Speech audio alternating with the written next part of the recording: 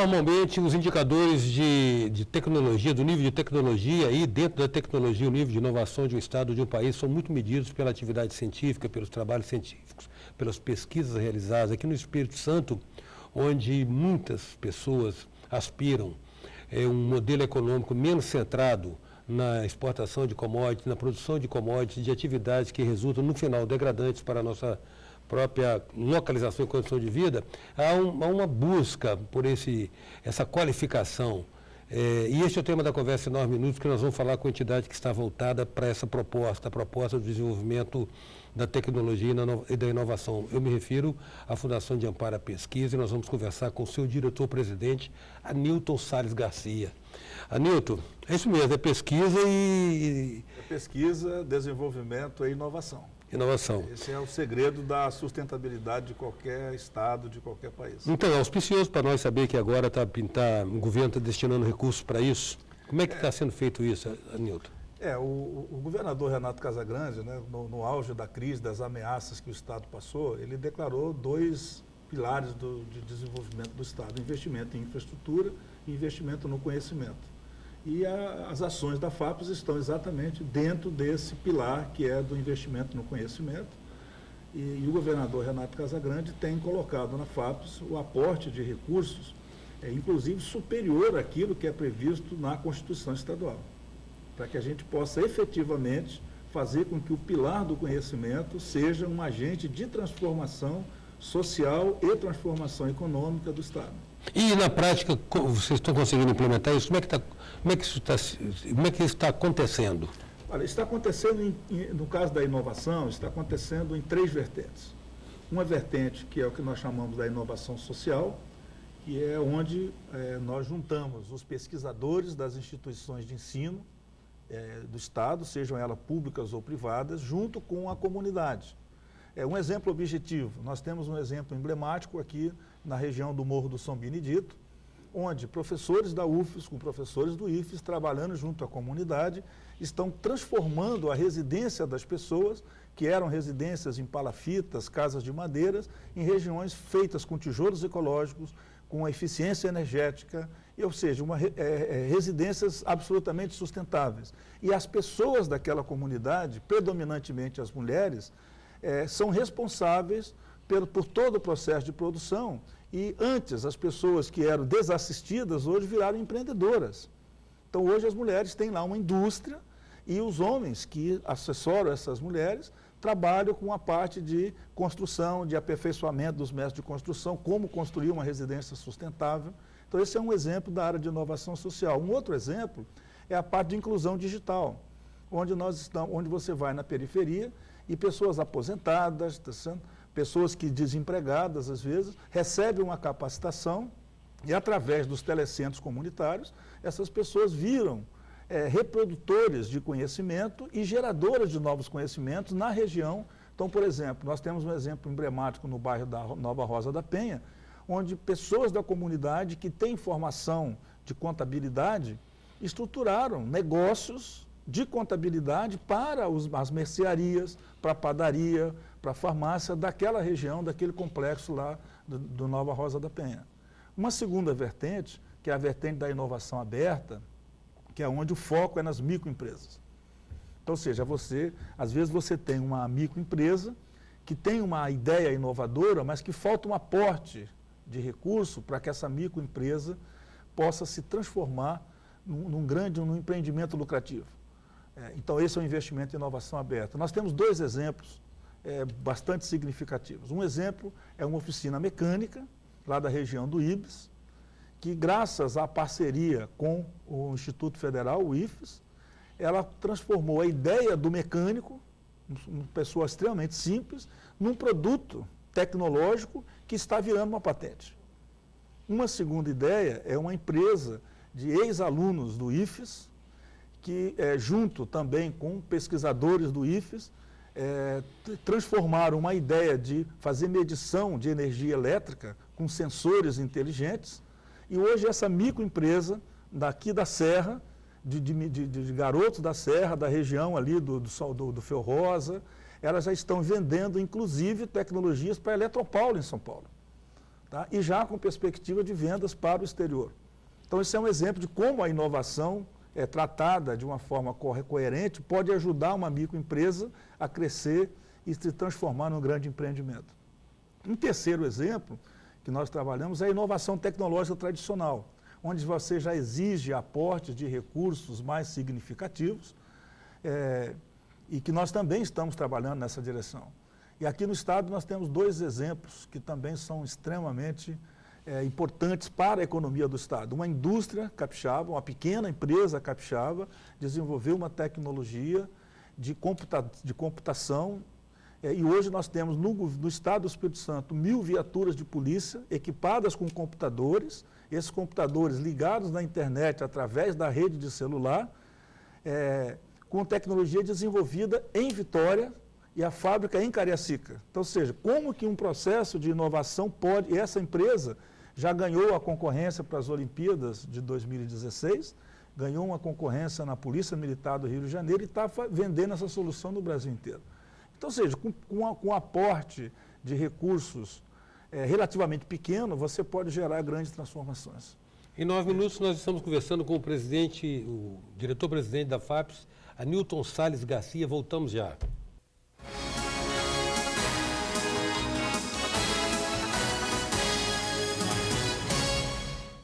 Voltamos com 9 minutos, que traz hoje o diretor-presidente da FAPES, Anilton Salles Garcia.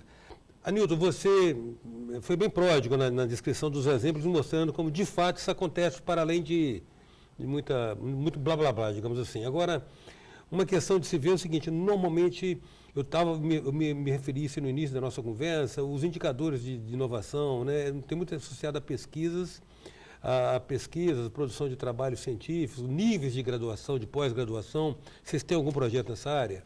Temos. Nós temos projetos. Por exemplo, uma das discussões que nós tivemos com o governador Renato Casagrande, e que foi uma solicitação dele, e que vai gerar no médio prazo uma grande mudança no Estado do Espírito Santo, é que essas ações de pesquisa e desenvolvimento fossem transversais ao governo. Sim. Então, nesse momento, nós estamos desenvolvendo um edital construído junto com a Secretaria de Segurança Pública, com a Secretaria de Justiça, com a Secretaria de Ação Estratégica, para financiar projetos de pesquisa e de desenvolvimento que possam fazer um estudo científico das condições de violência e de criminalidade no Estado, para que o resultado desse estudo possa ajudar o governo nas formulações das suas políticas públicas. Então, por exemplo, o que leva um jovem adolescente do bairro da Penha a se envolver com o tráfico e não ter uma dedicação maior à escola, ao aprendizado, à busca do conhecimento? O que leva a esse grande índice que nós temos observado no Estado de violência juvenil, de violência contra a mulher. Então, esse estudo que nós estamos financiando, ele visa exatamente apoiar pesquisas e desenvolvimento nessa área, e cujos resultados vão ajudar o governo na formulação das suas políticas públicas. Um outro exemplo, nessa direção também de formulação de políticas públicas, está ligado à biodiversidade, né? Quando a gente fala em sustentabilidade, nós temos sustentabilidade econômica, sustentabilidade financeira, sustentabilidade social e sustentabilidade ambiental. E talvez a sustentabilidade ambiental ela seja pouco privilegiada, né? Porque geralmente se fala em sustentabilidade econômica ou financeira.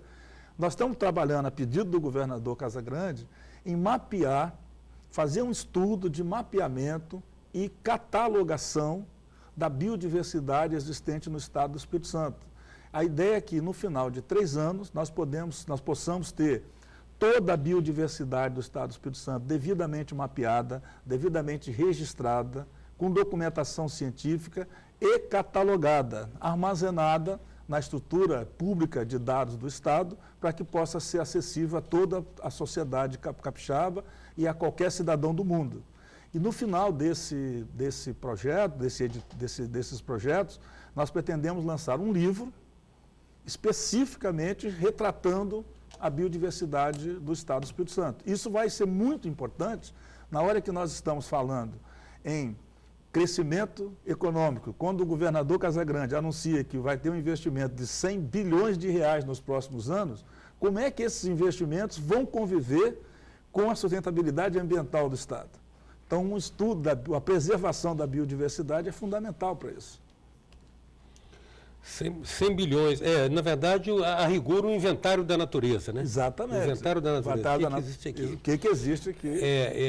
Esperamos e torcemos, inclusive, para que corrobore a pesquisa da UFSC que identifica na Mata Atlântica Capixaba talvez a maior concentração de biodiversidade do planeta. Esse é um dos objetivos.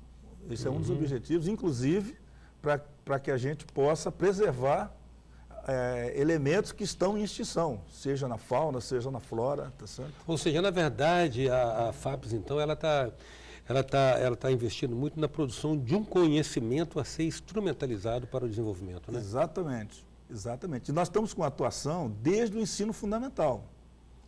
Então, a FAPES, nós temos programas que apoiam o estudante de escolas públicas do ensino fundamental, do ensino médio, e nós temos programa que apoia o curso ensino superior, mestrado e doutorado. Inclusive, no ensino superior, nós temos um programa, que é o programa Nossa Bolsa, que viabiliza a participação das pessoas de menor poder aquisitivo e que estudam em escolas públicas a realizar um curso superior em uma faculdade privada.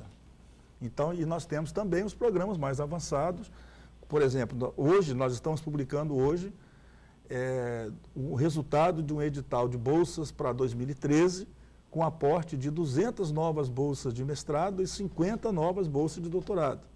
Para exatamente, e com um detalhe, Eustáquio, importante, que enquanto os órgãos federais de fomento só aplicam recursos em mestrado e doutorado em instituições públicas, a FAPES, nós aplicamos recursos tanto em instituições públicas quanto em instituições privadas. Ou seja, nós estamos efetivamente trabalhando no crescimento do Estado, né? E não apenas olhando para as instituições públicas, até porque no Estado nós não temos uma universidade estadual. Na verdade, está fazendo a ponte, né, a mediação sempre desejada da academia para o mercado também, Sim, né? Exatamente. Uma das coisas importantes que eu conversei com o governador Casagrande no início da minha gestão, quando ele me convidou para a FAPES, é que ele me disse o seguinte: olha, eu estou muito preocupado em trabalhar com a lógica da demanda. Ou seja, nós precisamos desenvolver políticas públicas, não apenas pelas políticas públicas, mas para ajudar a resolver os problemas... Perspectiva do usuário. Do usuário, da sociedade civil, claro, tá certo? Do próprio Estado, tá certo? As ações transversais mostram isso, tá? Anilton, e de onde está vendo o dinheiro para fazer isso? Olha, o dinheiro da FAPES, ele vem do Fundo Estadual de Ciência e Tecnologia e de captação de recursos externos, né? E aí é importante, né, Eustáquio, que o Fundo Estadual de Ciência e Tecnologia, constitucionalmente, ele representa 0,5% da receita líquida do ICMS do Estado, que em 2012 seria algo em torno aí de 28 a 30 milhões de reais. Mas com essa determinação do governador Casagrande em colocar o conhecimento como pilar do seu governo, do PROEDES, né, que é o Programa de Desenvolvimento do Estado, o governador Casagrande autorizou para 2012 o aporte de 50 milhões de reais. Então, hoje nós estamos o montante de recursos dos editais da FAPES em 2012 vai chegar perto de 50 milhões, muito superior aos 28 constitucionalmente garantidos. Então, isso mostra como que o Estado está efetivamente privilegiando o conhecimento. Anilton, a gente se congratula, sinceramente, com a FAPES e agradece muito sua presença aqui. Eu que te agradeço, fico muito satisfeito em poder estar dividindo com você essas coisas e estou sempre à sua disposição. Grato novamente, Anilton. Em 9 minutos, a presença do diretor-presidente da Fundação de Amparo à Pesquisa do Espírito Santo, Anilton Salles Garcia. Até já.